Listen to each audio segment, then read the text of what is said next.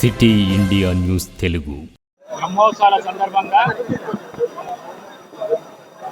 Devarakadra MLA మిత్రులు GMR గారు నన్ను ఆహ్వానించడం, మరి వారి ఆహ్వానాన్ని మన్నించి స్పీకర్ హోదా లోపల ఈ బ్రహ్మోత్సవాల సందర్భంగా నేను గురుమూర్తి స్వామి దర్శనాన్ని చేసుకోవడం నా అదృష్టంగా భావిస్తాను.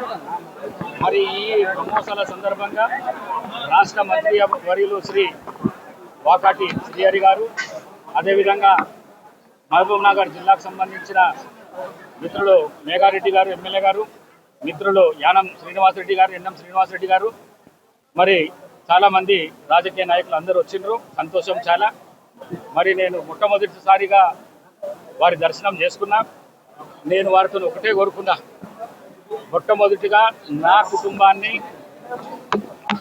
సురక్షితంగా సంక్షేమంగా ఉండేటట్టు దీవించి ఆశీర్వదించాలని, రెండవది ఈ రాష్ట్ర ముఖ్యమంత్రి వారి ఆయు ఆరోగ్యాలు సుభిక్షంగా సుదీర్ఘంగా ఉండాలి. ఈ రాష్ట్ర ప్రజలకు ఎలక్షన్ కంటే ముందిచ్చిన వాగ్దానాలు ఏవైతున్నాయో ఆ వాగ్దానాలన్నీ ఒకటి అన్నీ క్లియర్ అయ్యేటట్టు, మరి వారికి మంచి పేరు ఈ రాష్ట్రంలో వచ్చేటట్టు, మళ్ళీ ఈ రాష్ట్రంలో ప్రజా పరిపాలన ఈ 5 ఏళ్ళే కాకుండా వచ్చే 5 ఏళ్ళు ఉండేటట్టు వారిని దీవించి ఆశీర్వదించాలని చెప్పేసి ఆ విధంగా కోరుకుంటూ, అట్లనే తెలంగాణ రాష్ట్ర ప్రజలు రైతులు అందరూ సుభిక్షంగా ఉండాలి.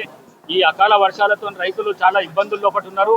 ఆ ఇబ్బందులను కూడా రాష్ట్ర ముఖ్యమంత్రి ఆధ్వర్యం లోపల దూరం అయ్యే సందర్భం నడుస్తూనే ఉన్నది.